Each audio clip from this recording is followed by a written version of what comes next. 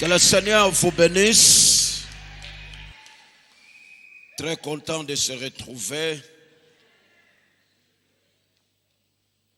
To lekisile bele bolimbisa biso to la libiente lobi to utaki musika na penele ya kote kuna. Alors to zonga ki ba mbouteillage moko di jamais vu. Alors patinele baki bino pe mbote hein. Bana ya penele mokali. Oh, c'était très bien. Cette église est dirigée par une maman, Maman Jeanne. Nous étions là hier, fêta qui 5e année, il y a église Peniel à Mokali. Alors, tokenda ki kuna, tozonga ki awa déjà tokoma ki awa 21h fatigué. Et surtout pour ces problèmes, où il y a un comme la cure, embouteillage. Donc, oui. Au embouteillage à plus de 3 heures du temps. Et là, ici que au Vandesikamoko, il y a des crampes, il y a tout ça. Il faut beaucoup prier pour notre pays parce que quand la normale, les eaux comme normale,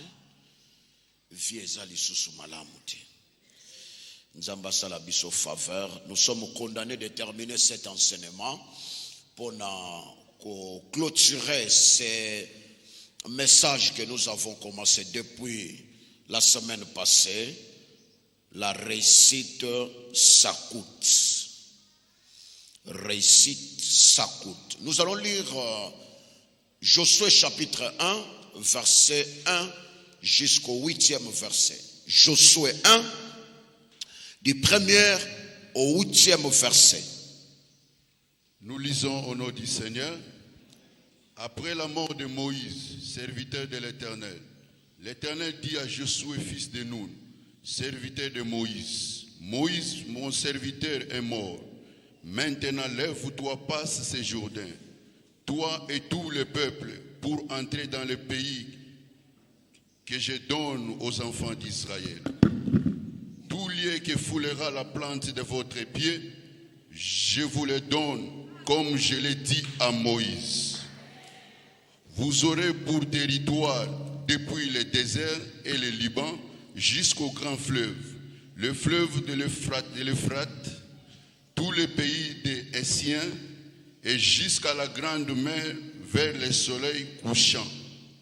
Nul ne tiendra devant toi tant que tu vivras. Je serai avec toi comme j'étais avec Moïse. Je ne te délaisserai point, je ne t'abandonnerai point. Fortifie-toi et prends courage, car c'est toi qui mettras ce peuple en possession du pays que je jurai à leur père de leur donner. Fortifie-toi seulement et bon courage, agissant fidèlement selon toute la loi que Moïse, mon serviteur, t'a prescrite. Ne t'en détourne ni à droite ni à gauche, afin de réussir dans tout ce que tu entreprendras. Que ce livre de la loi ne s'éloigne point de ta bouche, médite-le jour et nuit pour agir fidèlement selon tout ce qui y est écrit. Car c'est alors que tu auras succès dans tes entreprises, c'est alors que tu réussiras. Amen. Acclamons la parole de Dieu. Merci Vandesike Zwami Biso. Ici nous avons la position de l'Éternel, la parole de l'Éternel et s'adressait à un homme de Dieu appelé Moïse. Moïse a Koufi, Bakundie, les enfants d'Israël, na Josué, babandi ko sala ba matanga, babandi ko prolonger, babandi ko poussa, babandi ko poussa, babandi ko poussa, et ko sala maker. Ba matanga na bango e poussa ni mokolo moko nzamba bimeli Josué alobena e Josué. makambo yozo sala na yebi nangake mutu bozole la si akufa na yebi mais nalingi kotikala na yo na likambo moko kaka wana ti tellement traverser obstacle ezali liboso na yo. Et par là Dieu dans son amour azaki na souci pe ya koyebisa tolobata na bato lelo bato ba mesana na vie na bango mobimba ko vandela kaka sujet moko. Bien aimé, la vie est composée de plusieurs domaines. Vous ne pouvez pas bloquer d'autres domaines à cause d'un seul domaine.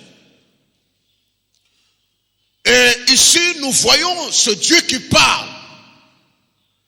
Bana Israël, na Josué, ba vandeli matanga, ba bandi kolela.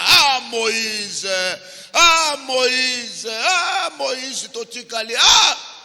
Tanga verset wana malamu. Malgré matanga na bango, nzamba ye, abando yebisa Josué, alobi Josué. Je sais que mon serviteur Moïse est mort. Makamusu yo kanisa kozo yebisa nzambe, nzoka nzamba yebi yango mieux que yo. Avant ya ayebi. Tango ye ayebi. Tango pezo sila ayebi. Alors mais Josué, je sais que mon serviteur Moïse est mort. Et ça sujet à chaque jour. Obandoloba akufie Moïse na yebike akufi. Mais ce n'est pas ce que j'attends de toi. Nazo ce n'est pas na yo rappel te, nazo ce n'est pas na yo regretter, nazo ce n'est pas na yo matanga te, mais ce que j'attends, lève-toi, traverse le Jourdain. Et c'est pourquoi c'est l'accomplissement de la parole qui nous dit ne pensez plus aux événements, ne considère plus ce qui est ancien. Voici, je vais faire une chose nouvelle sur le point d'arriver.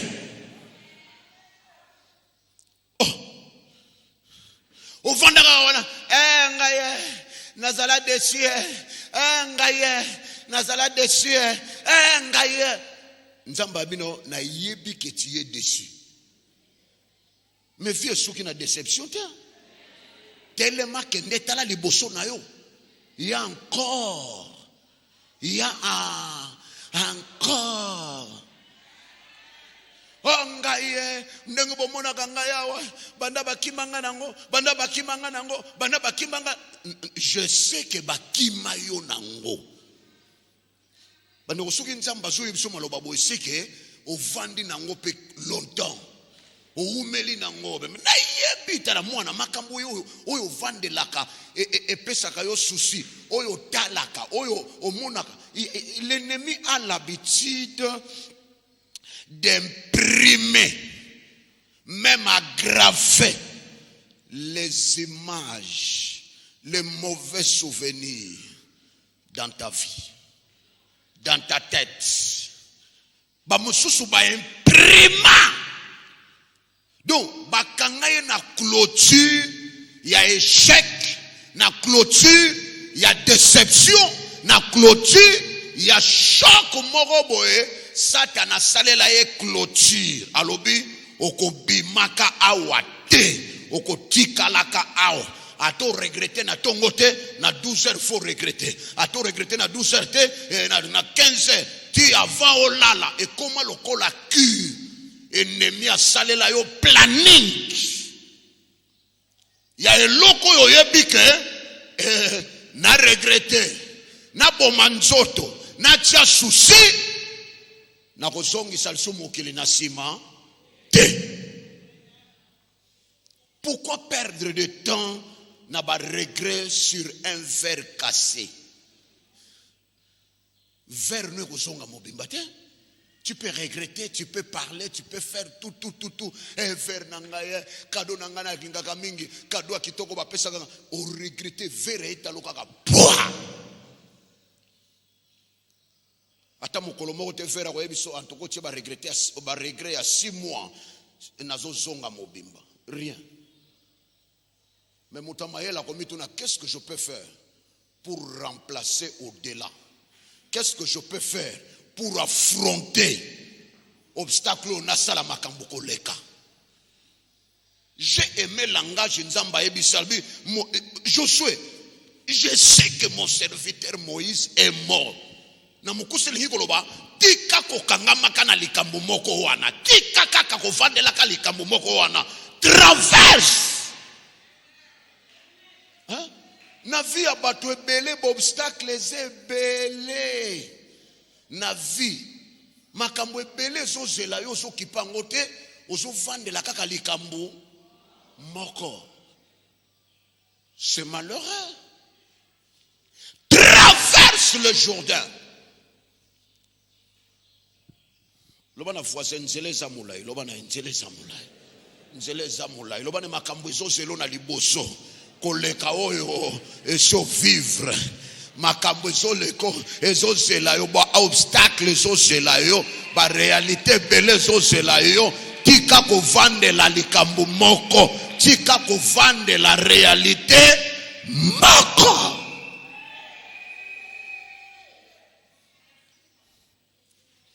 Traverse le Jourdain. Lève-toi. Marche et traverse le Jourdain. Ce qui est passé est déjà passé. Je vois le présent et le futur. J'ai de grandes choses à réaliser avec Dieu. Avec Dieu. Il y a des choses à faire avec Dieu. Alors, qu'est-ce que nous pouvons faire pour expérimenter la réussite dans notre vie? Nous voulons vous dicter rapidement ce que nous avons préparé avec Dieu dans nos enseignements. Qu'est-ce que nous pouvons faire pour expérimenter la réussite? La première chose, nous devons vivre dans la sanctification. Bien-aimé, la réussite de ce monde est dans la condition la réussite biblique aussi a ses conditions. Le lo bato balandaka bansela ya mabe, bansela ya molili, ba yebike okenokuta mutu na journée grand homme, un grand ministre, un grand homme honorable, soki nini, mais soki réussite na ye e uti na makambo molili. Boya ko remarquer que mutu wana akozala esclave ya mutu ya zo soutenir ye. Batu bonite na moi boso banga ye son excellence, oh ministre tel, oh mututongo songolo, mais azana nganga moko akomisake koleka mwana moke. Nganga zo yebise to ke na 2h du matin. Okolata lingwanda. Oyokia. Oya na ndako nanga bien avant. Aya penza na ndako nganga bavanda. Pan mbala moko bakota zamba to kero na zamba kimwenzi. Nganga liboso son excellence na sima. Ayibisi ba garde boso la biso makamto ki netali binoti batikali musika bango bakota bazokende hermoko abetili bakwa koinga ngatongokeli yo osaka nanga pwa a craché sur lui. Mamunga ba milimo makamosoma yusa abwakela esoi pwa. Oh pardon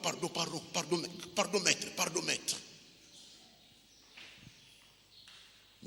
Parce que vous êtes aveuglés, vous êtes dans l'ignorance. Mais la succès avec Dieu, principe nangoya liboso, c'est la sanctification. Et quand la Bible parle de la sanctification, nous devons comprendre, la Bible parle de la sanctification à 3 niveaux. La Bible, banda Genèse et Apocalypse, d'ailleurs, même je parle plus du Nouveau Testament, banda Matthieu et Apocalypse. Dans la Nouvelle Alliance, la Bible parle de la sanctification, mais la Bible parle de 3 niveaux de la sanctification. Que nous, en tant qu'enfants de Dieu, nous devons savoir et nous devons comprendre. Ici à Peniel, nous venons, et non seulement pour crier, mais on vient pour apprendre les choses, et surtout des choses qui peuvent nous orienter vers l'épanouissement, et surtout pour vivre en harmonie avec Dieu. Première sorte de la sanctification dans la Bible, on appelle ça sanctification positionnelle. La sanctification positionnelle de la Bible, c'est cette sanctification où il y a qu'à dès que la personne n'a pas suivi et pas Jésus. La Bible nous dit si quelqu'un est en Christ, il est une nouvelle créature. Les choses anciennes sont passées, voici toutes choses sont devenues nouvelles. D'ailleurs, dans nos aînés, dans la foi, les apôtres, auquel nous coûte à expression saint, saint. Le Saint-El, le Saint-El, le Saint-Camille, oh Saint, Saint, Saint-Jacques, oh Saint, Saint. Vous avez compris, saint à cause de leur position. Parce que, moutou koki kozala en Christ était, abenga ma péché. Non. L'œuvre de Jésus sur la croix, c'est pour nous sanctifier. Il y a un verset il n'y a donc maintenant aucune condamnation. Et non pour ceux qui vivent dans ce monde. Non, aucune condamnation pour ceux qui sont en Christ. C'est à cause de cette sanctification positionnelle. Donc, on a le baptême. Oyambi Jésus continue mai masumu etikali obimi nouvelle créature. C'est la position là. Et ça la makate soki muto asengi bolimbisi. Et ça la makate soki muto agangi. Et ça la makate soki muto aleli. La sanctification positionnelle, c'est la position que Dieu a dû rendre toute personne où il y a pécifié et pas Jésus-Christ. Cette appellation de saint, saint, saint, saint, ce n'est pas dans la pensée de la Bible, ce qui m'a koufi, babando benge saint. Non. Tout chrétien, où il y a persévéré par Jésus-Christ, babengiye saint. Parce que azana position ya sanctification. Asa nature, na nature ya bato baza sanctifié. Na nature ya bato baza lavé. La nature à bateau ça purifié.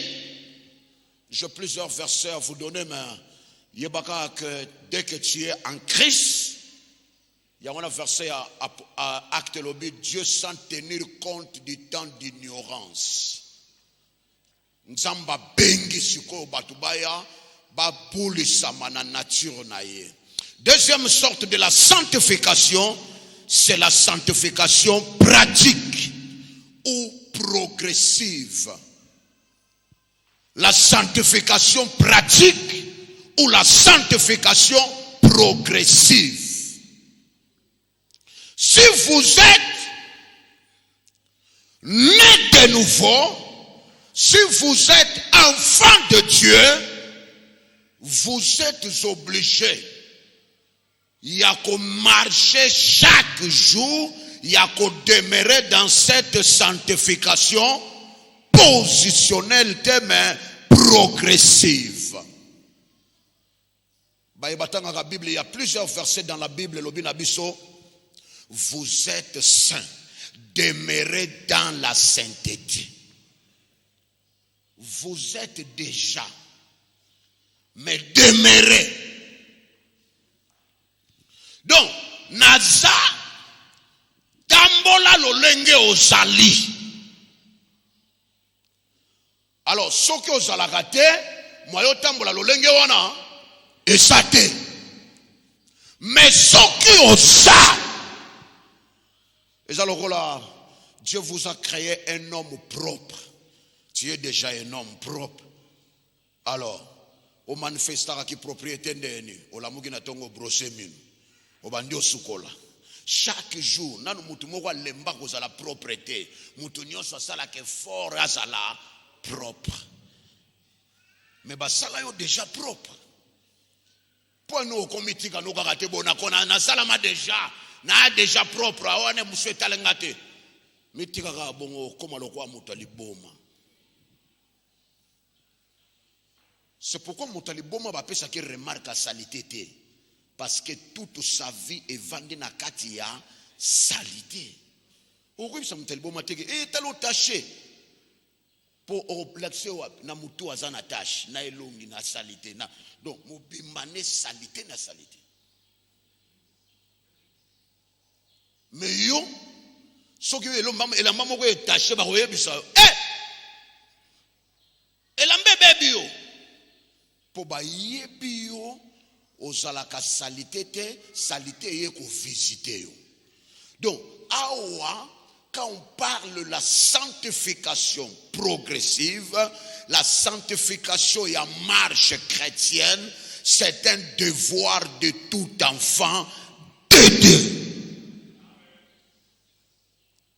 D'ailleurs, Moro Yabassi ne peut confirmer que vous êtes sauvés si vous demeurez dans cette vie. Okope sa mwana mboite vie à Lyon. Et aussi mbate. Ya wana kozala chrétien zate kokota na katikati ya ba chrétien. Te. Na ebisabino mutu moko azwa libaya adesina ngolo. Abwaka ye na liziba ya bangolo.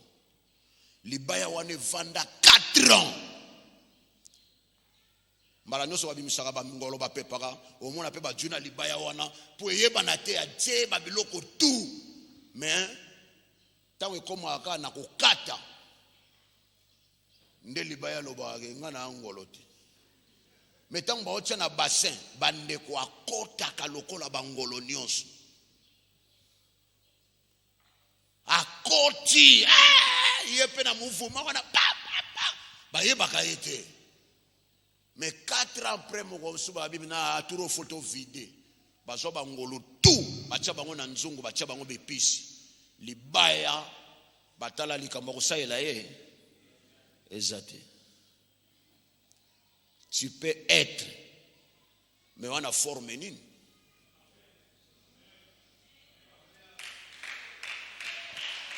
C'est impossible de parler des chrétiens.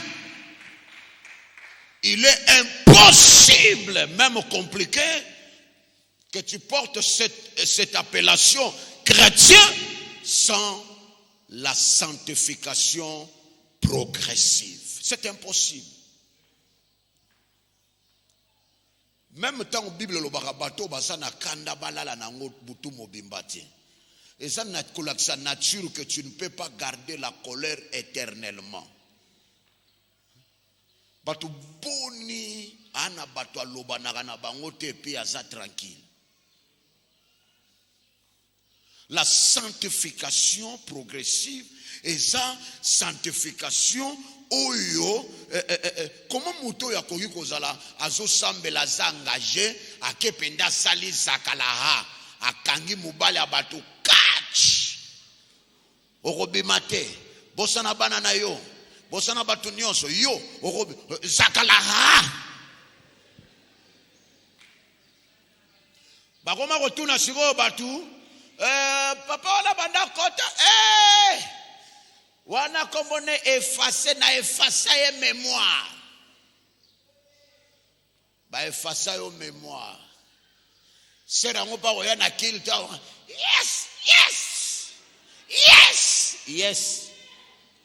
yes is anglais bon yes is a molimo Yes, c'est ça, oui, oui. Yes! Ou bien à côté na Kikongo, vaika! Vaika! Bako vaika yo na lola. Salamasiki. Il y a des choses, tu es condamné de pratiquer marche. C'est la marche de chaque jour. Troisième sorte de sanctification, Bible bengi yango, na pensée à Bible ba bengi yango sanctification finale. La sanctification finale. Vous pouvez lire 1 Jean chapitre 3, versets 1 à 3. Bible le bitango akoya, toko mona yendenga kozala, pe toko kokana na ye. Toko mona yendenga kozala, mais toko kokana na ye. Là, c'est la sanctification finale. Ou en attendant toko kota, toko mi ba soki ba combien de fois saint. Ou en a troisième sorte de sanctification, on ne parle pas de cette sanctification sur cette terre. Là, c'est dans la présence du Seigneur. Nous le verrons tel qu'il est, mais nous serons semblables à lui. Oh, quel privilège! Il y a qu'au na présence à Seigneur. C'est là, on ne parlera pas de l'embouteillage. C'est là, on ne parlera pas de Ekoloa Foufou. C'est là, on ne parlera pas de Nyongonanga Futakate. C'est la sanctification finale. Et par là, cette sanctification, nous allons vivre ça au retour glorieux de Jésus-Christ. Jésus revient bientôt. Et nous allons expérimenter cette arrivée de Jésus-Christ. Tokomata. Et vous allez écouter les kambako la terre. Bandeko soki emazo le kakangaka babuchon akangaka oya oyo ata oza or soki mai aiza nature na ota kotika yo. Oh, ngana za or bateka nga cher bateka ko cher moza nature na ngate. Donc bateau bakomata ba bateau bazalokola ye. Bateau bakokani na ye. Bateau bazana nature ya ye. Bien-aimé, c'est le principe. Il y a succès. La sanctification. Et on a battu bako kota lola po bazamite mama pe. Bato mususu bako kota lola te. Pardon, kota li felo po bazamite mama be. Mususu bako kota pe li felo parce que a mesana bakop. Pendant que ba mususu bazole la toi tu réjouis na biloko muyibi. Bamususu batia bango soki azwa vaccin ya kindumba. Bamususu kutu vaccin te me kindumba ya kopirige. Batungola ye na molimo. Tala pompe.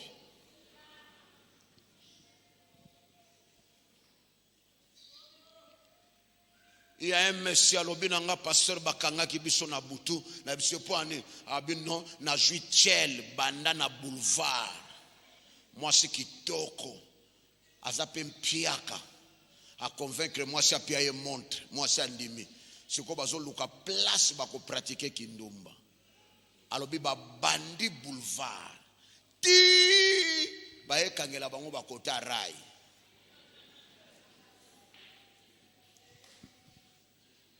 Kindumba ebo koka banoko soko tali mbinga mutu rai bakangi bango na 4h du matin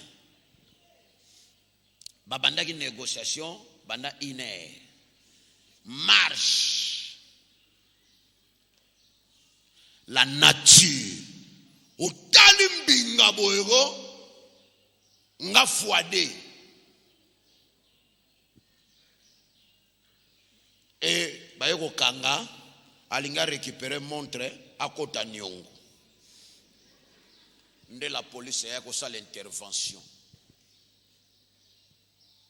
Bien-aimé, tu es condamné de maîtriser les choses dans ta vie. Tu es condamné de vivre des réalités. Et ça la sonité tango bimisaka bilongi bisika. Et ça la honneur. Hein? Et ça la sonité tango banano bayokaka. Nous avons vu notre frère, mais le frère inconnu.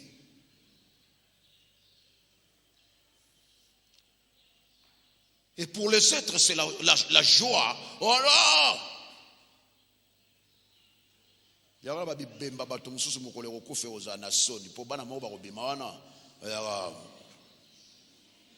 Oh mbunju atata na bam.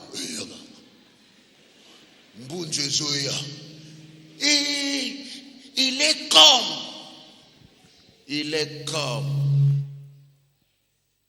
Vous donnez des grossesses locaux là-bas jetons. Otika na limete otika grossesse na mombele otika opanza bilongi loko la république yana fosa face na o partout soni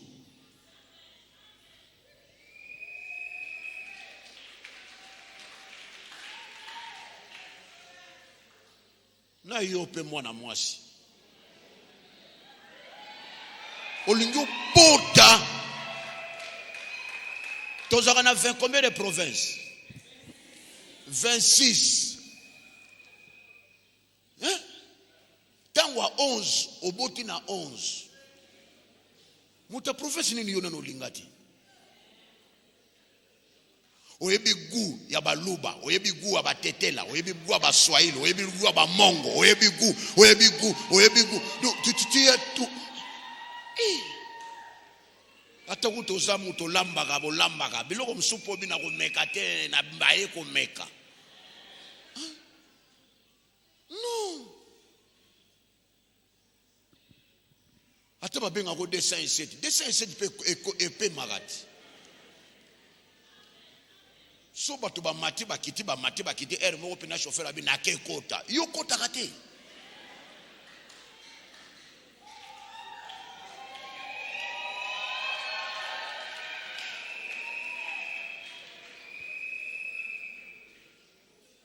Vous êtes obligé de pratiquer tous les trois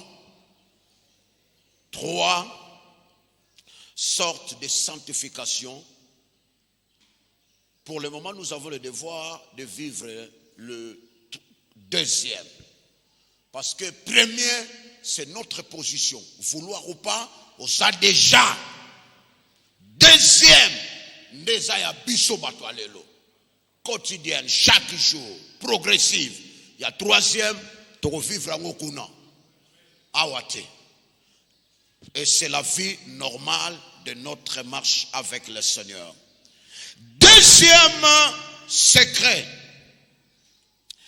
Pour expérimenter la réussite, nous devons éviter de vivre à côté de l'essentiel, en dehors de l'essentiel. Bien-aimé, la réussite a un nom. La réussite a un accompagnateur. La réussite a un lieu.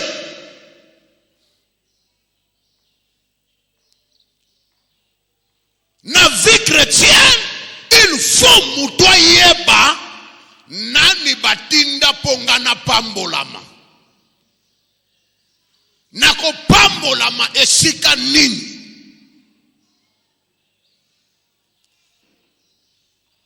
Na ebisa bino nzambo ya sala mokili mobimba. Aloba il a le monde entier. Asimba tout par sa force. Azo ebisa Élie ordonné au corbeau de te nourrir là. Là. okolekisa bambula ebele na bisika oyo eza ya yo te. Évitez de vivre en dehors ou à côté de l'essentiel. Ça c'est le plan de l'ennemi. Alekisi yo l'air côté mosusu, tango goya côté kuna okomi déjà fatigué, mayo bénéficier na avantage nango. Eza te. Batu bonité balekisi l'air pour na makambo eza importante. Vivre en dehors de l'essentiel, c'est la distraction, futilité. Ako toana mboka biloba loba, toana mboka biako développer. Bomona ba question ba journaliste ba poser à mutu. Ata mutu ayebi nango te, Paul bakaka na yebi te. Olobi nini il faut zala tu utu na mutu Apollo bakaka na yebi te ba okangae. Vivre en dehors de l'essentiel. Mutu moko boya lekisi yo lera makasi nyoso sili na sima abwaki yo. Atiki yo sans souvenir eloko moko koyiko betela tolo lelo. C'est travailler en dehors de l'essentiel. Okanga magana mutu moko, mutu wana musala na ye ko saliri yo. Et pendant ce temps, yo oza ko investir dans sa vie. Ozo kotsa na vie na yo, ozo kotsa yazo détruire yo, yozo kotsa na kati na yazo détruire yo. Et après, c'est la fin. La fin, tu as perdu le temps. Tu es en dehors de l'essentiel. Il faut poser la question, qu'est-ce que je dois faire? Je dois. Qu'est-ce que je peux? Et dans ma camusou, na vie, il y a une deuxième position, troisième position, quatrième même. Mais dans ma sous o eza priorité wana journée au kosi la tesoki na sali yangote. C'est très important. Vous êtes obligés ya ko vivre na kati ya oyo eza essentiel, très important.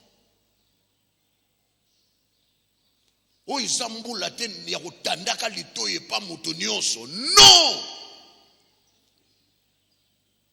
Après tout ça, na mokili ya dona. Ce que poussani pembeni sur le plan spirituel na kozwa nini. Oiza sur l'éroté ya ba masolo et ya nini. Non. Nous avons le devoir ya ko vivre ce qui est essentiel. Mais ce qui va bien en dehors de l'essentiel, vous risquez de vivre autrement qui perte ya temps, perte ya âge, perte ya énergie, perte ya possibilité, perte. Et vous arriverez à la fin de la vie sans rien réaliser. Tant que vous avez tongo na ndako na yo fomi tuna ni neza priorité, ni neza important pour nanga na journal lelo. Bapel nyonso peza bapela koyamba te. Eza na bapel mususu tike benge lemba. 2021 zambula kotonga vie.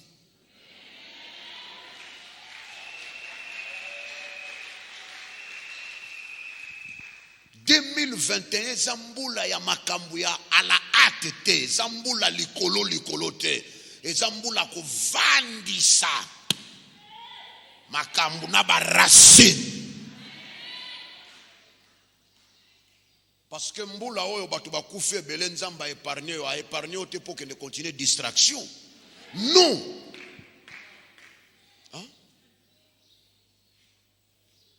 Majorité à Batouba bella ndengena no babela te mutu ba nde na omone la botika la malam nzamba bibatika la wapi okozala.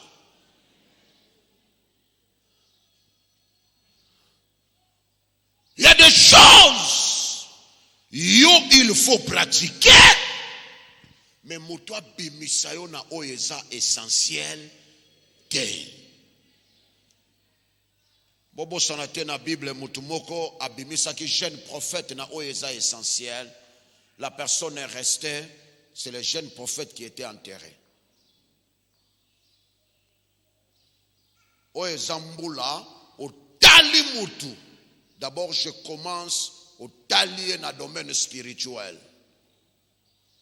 Priorité de priorité, c'est spirituel. Parce que batu musu ba rotinde lo batu ba ya pembeni po ba pikola yo. Ba plan ezali. Kende pikola ye, kende zoye, kende. Non, cette année, il faut frapper, travailler, rester sur ce qui est essentiel.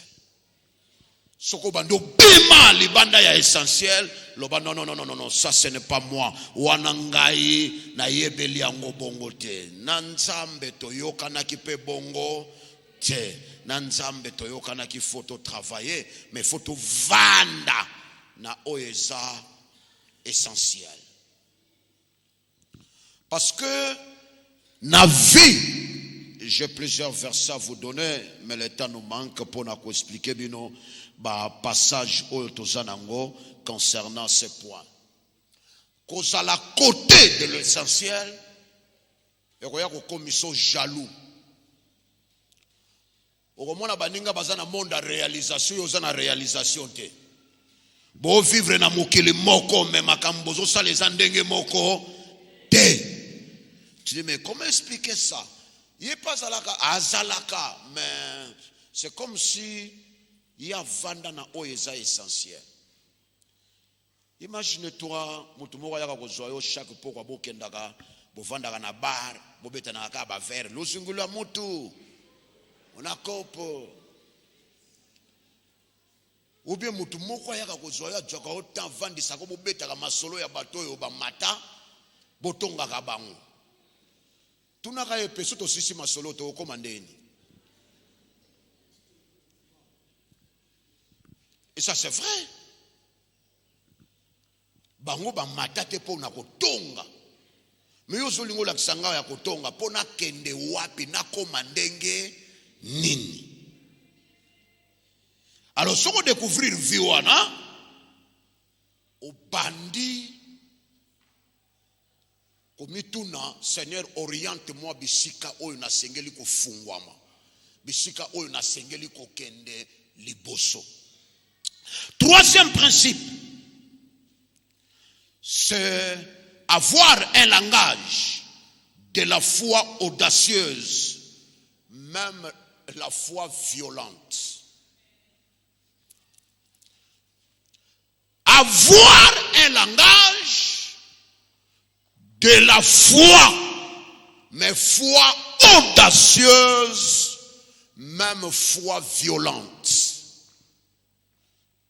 La Bible nous dit, le juste vivra par la foi.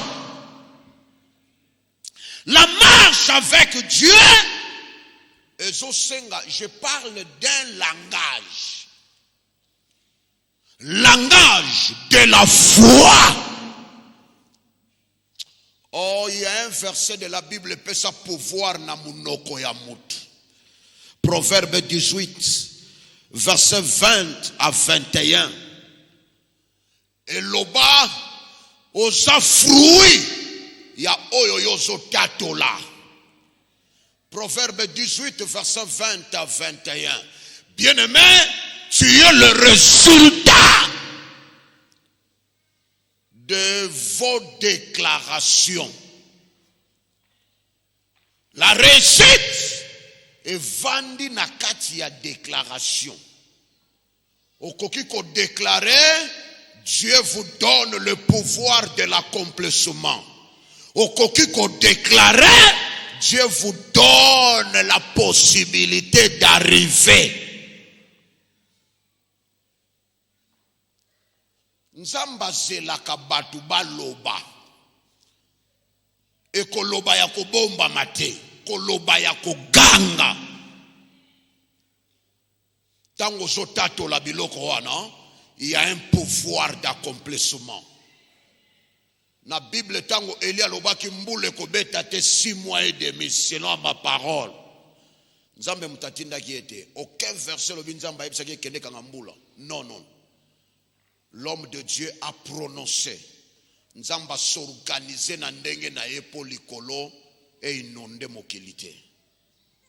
C'est tout. Moïse tango asalaki déclaration, les Égyptiens que vous voyez, vous ne le verrez plus jamais.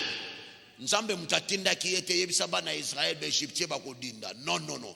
C'est la déclaration qui a précédé. Il a déclaré na sima nzamba ye na pouvoir ya koluka solution ndeni ni bakolimwa.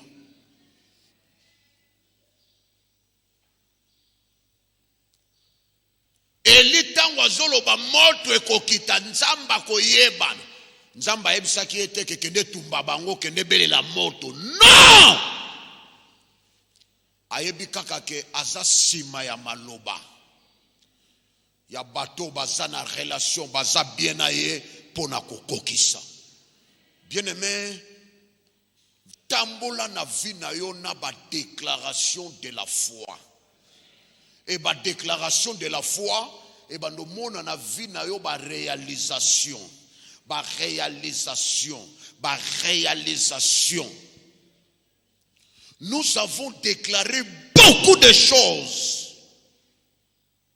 Nzamba yebi ke to lobaka. Ayebi place ni na kolukela biso ba solution. Mais soko lobaka te. Totalela nzambe mukolo nkolo akolinga, mukolo kolo akolinga mukolo yo koloba. Na Bible Daniel nakati ya ba lion. Nanu abimité mais azotato la victoire. Abi le Dieu que je sers avec la persévérance. Abatelinga lion moko touchenga te. C'est quand même une joie. Nanu abimité bazo solana roi. Daniel, oza! Alobi naza vivant. Nanenganin. Ndengo zoyo kanga nzambe na salelaka avec persévérance. A permettre te lion na yo moko malgré nzala na bango batushenga. Wana zoloba azananu na kati ya ba lion. Nanu abimite. Tanga Bible bien. Il proclame la victoire avec les lions en famille. Nanzala.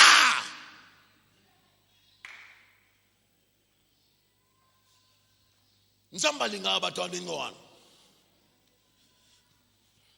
Yuba yebisuka ka karcho koti makamunango obandi obanga. Non. Nzambe fois sale londenga salaki pona ba lion et yo sa Daniel a lelo. Oko banga place osoko mate, oko banga pe ba oyo kuti te. Na webso na famille okoti soko kutaki bango na niongwa makelemba na bango ti yoko nuna na bana no boko kufa boko futaka niongo ya moto te parce que obota bana te po futaka ba niongo. La première chose Daniel tango akotaki bandeko ndenga akotaki eta kutelaki ba lion na nzala ndenga tikaki bango. Ça c'est vrai. Babobi balio banzala so combien de semaines après ba yeko boaka mutu. Ndenga kutaki balio na nzala. Tango aso bima yisi balio bon ngana kei boko luka biloko boko lia ngana za nourriture na binote bye bye akei. Nangina ebisa omutu akobeta tolo na kombo na yote. Nengo kutaka bango, nengo kotikela bango, nengo kutaka bango, na ba niongo na bango, bako tikala kaka na même position. Nengo kutaka bango, nengo kotikela bango. Yo ye kosilisa nzala mutu te, yo ye futa mama kelemba mutu te, yo ye kofuta baniongo bato akala te.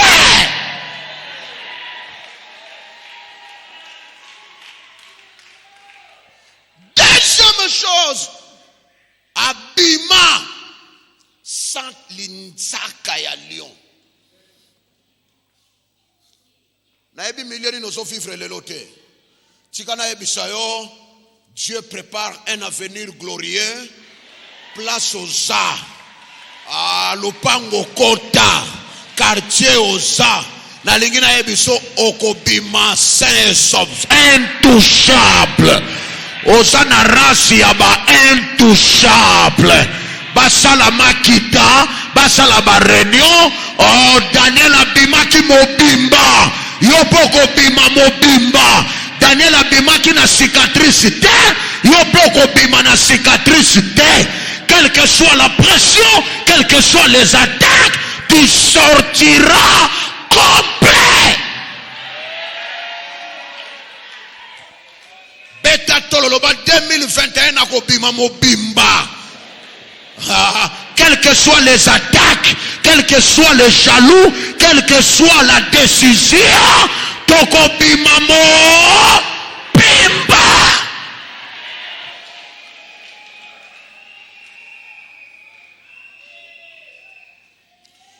Et Bible lobi mabulu batimola kibino bango bakokota balion oyo bakokai kolia yo te bakolia bato batiela ko ba commentaire à lokuta. Daniel abima mbala moko balobi bo bato nyonso bofundaka ye botongaka ye boza wapi boya bino pe bokende sala expérience wana bokita bokende kuta ba lion. La Bible nous dit pendant que bazalaki n'espace bazokita na se ya kopanzana un vrai repas nangina ebiso nzamba ko remplacer batu na biloko yo yebikisaki yo nangina ebisa yo ba remplacer bazoya soko bikaki na liwa babinemi bakobika te soko bikaki na un danger bango bakozala épargné te. Dieu va remplacer bisika yo uti bato mosusu bakoleka me bokobimisa résultat moko te.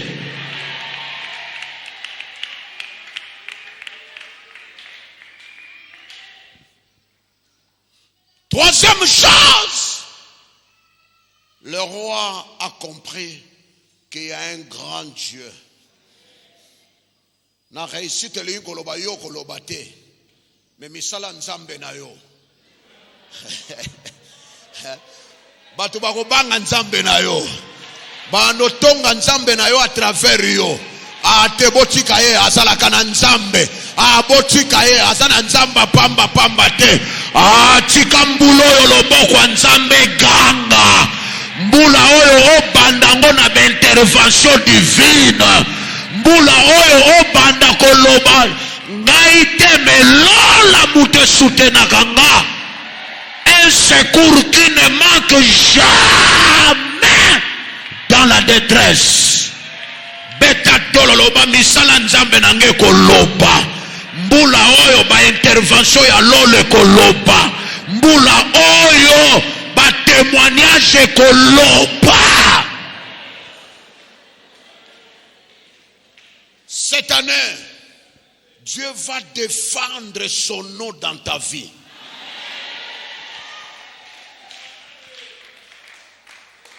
Cette année, Dieu est condamné de embellir ta vie. À piango forme. Tu ne me comment? Ezakinde boyebela kiango, mais Nzambe akanya piango forme.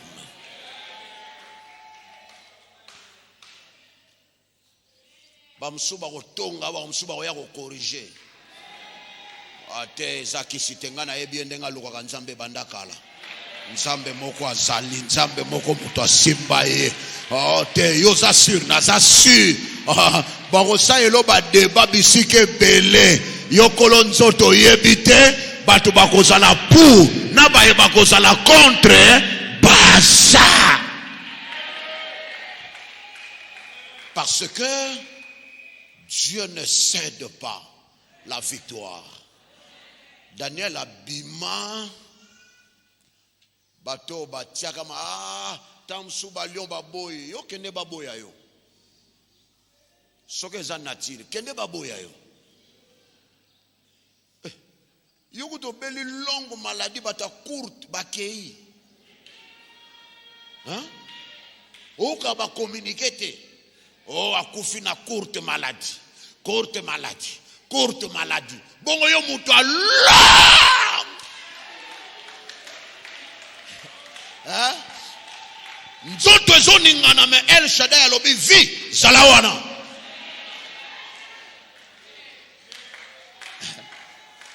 C'est pour vous dire que tout ne dépend pas de toi. Ta vie est contrôlée. Le ciel est au contrôle. Yamakamunion Sezoleka. Et j'ai la garantie, la foi que quelque chose de Dieu est quoi intervenir dans ta vie. Mais apprendre. Il y a qu'à déclarer avant. Mbouloyo. Ba répétition y a n'est passé qu'aux alatés. Mbouloyo. J'ai besoin de passer des sujets au témoignage. Hein? Bandeko nzambe kutu ye moko azotu nazo yebisa mutu rappeler nga yebisa nga nzamba olata nature en mutu. Tu peux nous lire ce verset rapidement yom to ana cher wana atanga ce verset wana rapidement Ésaïe 43 verset 26. Dieu demande et pas ya mutu. Ésaïe 43 verset 26.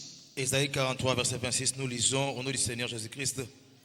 Réveille ma mémoire. Plaidons ensemble. Réveille ma mémoire. Ma mémoire. Plaidons ensemble. Nzambe mutazo ebisa yo na en d'autres termes rappelenga nzamba bandozo lokola place abomoto. Tala kosaka na mbulo te. Nzamba lo ba réveille ma mémoire. Donc, d'abord, à mizongisi na place na yo, alobi na bona tika na no divinité bonzambe na koma lokola yo. Allez, rappelenga makamunanga.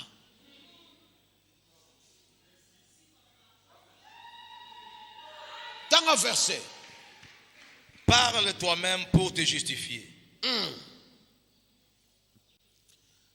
Quand Dieu parle, à mon question na okende kana makamwa likolo muto azo comprendre nga bien te.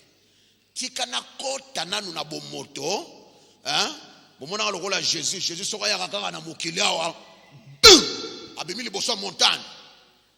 Batu banga bandima ete. Un Dieu a accepté de faire 9 mois. Hein? Ba caprice nyoso ya Marie avanda. Aokola la pe mo soit fini le bomokoto andima 9 mois. Yom toboya ka beta pa vie. Nzamba ndimi na ye pa ya batu mena bimela bango ndenge bango moko ba bimaka. Zemi ya Marie sala ki 3 mois te 9 mois. Aho matapena muke pan titanga komi lokola S. Nzambe 9 mois. Yo mutema likolo. Na koka sute, na koka sute. Akola na patience te. Rappel loba na nzambe 9 mois, loba na nzambe na place na lieu secret. Hein? Soki batu musombe la bimi ya Marie na obi mana 3 mois na kedete ya. Abidlanda ba principe. Mais ici c'est Dieu qui parle. Réveille ma mémoire. Yo linga réveiller mémoire nzambe te poane. Awa nzamba olobela olokola créateur ayebi que c'est lui le créateur de ta vie. Sans toi, ta vie n'a pas de sens. C'est lui le soutien de ton existence. Abi réveille ma mémoire. Lobilanga makambu bien, lobananga, osalanga mwasi pona bala, lobananga. Yo kage soni, nzambe na loba soni, sende na bango na loba. Omoni nzambe koko no mukongo ha. Boyo kana soni. Nzambe lobe ingeta. Yitulombele ko. Lomba! Yitulombele ko.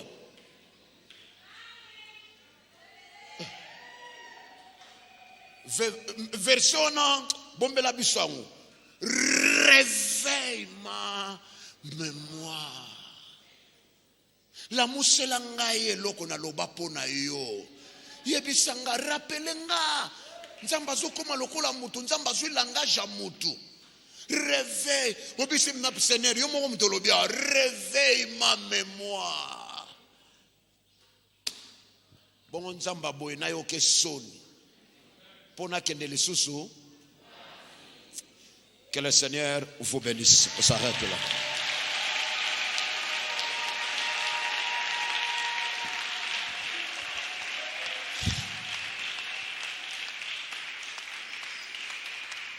Tellement tombola kaka loboko ya mobali oko réveiller mémoire na ye na likambo nini ye moko mutu apesi autorisation réveille la musa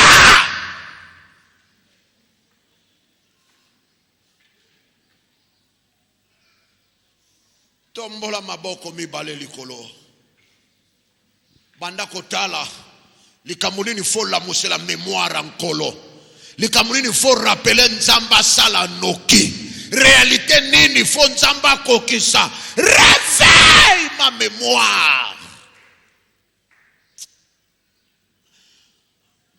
lobala Seigneur jusqu'à quand kino tango nini baoyo bazwa baoyo bazala satisfait baoyo bazwa na rapidité Seigneur baza bato lokola ngai réveille ma mémoire neti kamuni yo fo la muselango la mukisela nzambe lobana etala likambo yo réveille nzambe la tala likambo yo réveille ma mémoire.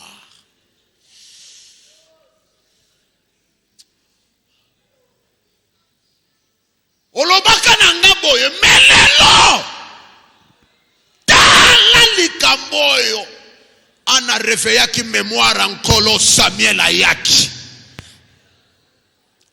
Abraham a réveillé mémoire nkolo Isaac abotama Jésus réveille ma mémoire. Alléluia. Commencez à réveiller les mémoires de Dieu. Rappelez à Dieu. Prions le Seigneur. Oh Dieu. On recommande Bisso par toi-même. Seigneur. On réveille. Oh Seigneur. Il est écrit la gloire. Il montre que tu as raison. Réveille ma mémoire. Tu m'as promis, Yahweh. Tu nous as promis la promis l'élévation, Jésus. Oh, Shiloh d'Israël. Tu nous as promis la stabilité. Tu nous as promis la tranquillité, le repos, la paix du cœur.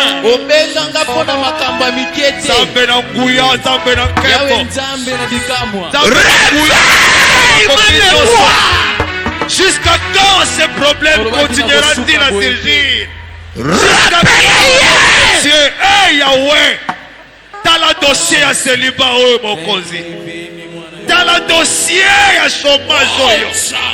Revoir un peu, dossier. Il y a santé, mon état. Dans la marchive, il y a mon santé. Mon état. céleste. Alléluia. Qu'est-ce que tu m'as promis, El Shaddai? Ma personne, oh Jésus. Mon identité, El Shaddai. S'il te plaît, papa. S'il te plaît, Alléluia. Alléluia.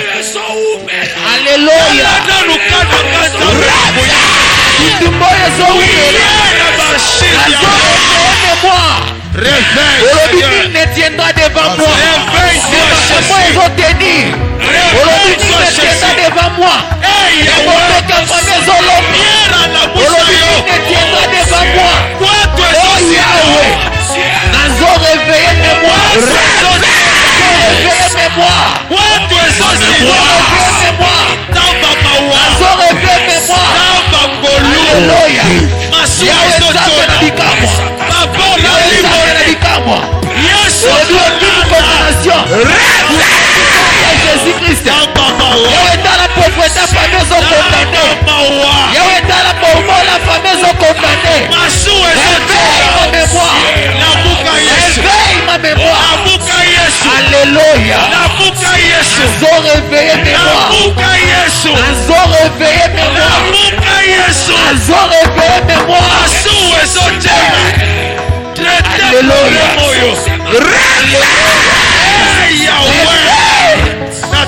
Alléluia. Alléluia. Yahweh tala likambo yo. Yahweh tala likambo yo.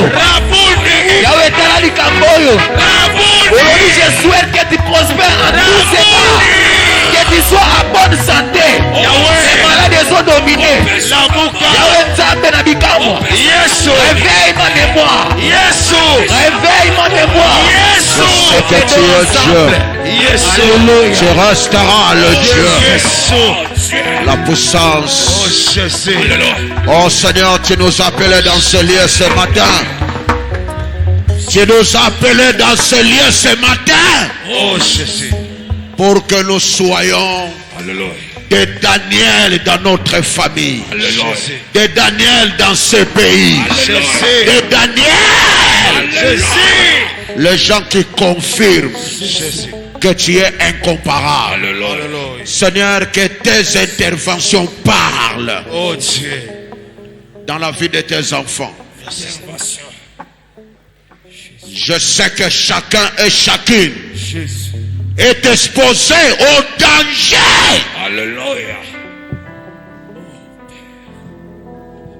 Ndenge Daniel abimaki mobimba. Ndenge danger oyo ozanango ekosala yo eloko te. Okobima mobimba.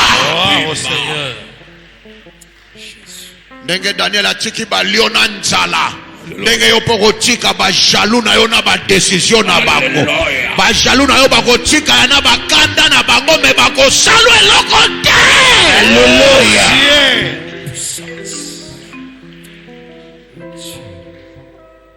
Daniel, le nom de Dieu est à qui glorifié. Il est écrit dans la parole de Dieu, en toi sortira ma gloire. Que cette parole devienne collée, gravée dans ta vie, dès maintenant et pour toujours. Au nom de Jésus, soyez bénis. Amen.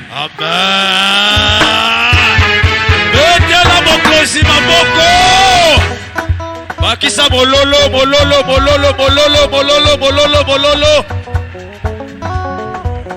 Jésus est vivant. Bongo esike ezami biso. Totomboli loboko ya mobali na direction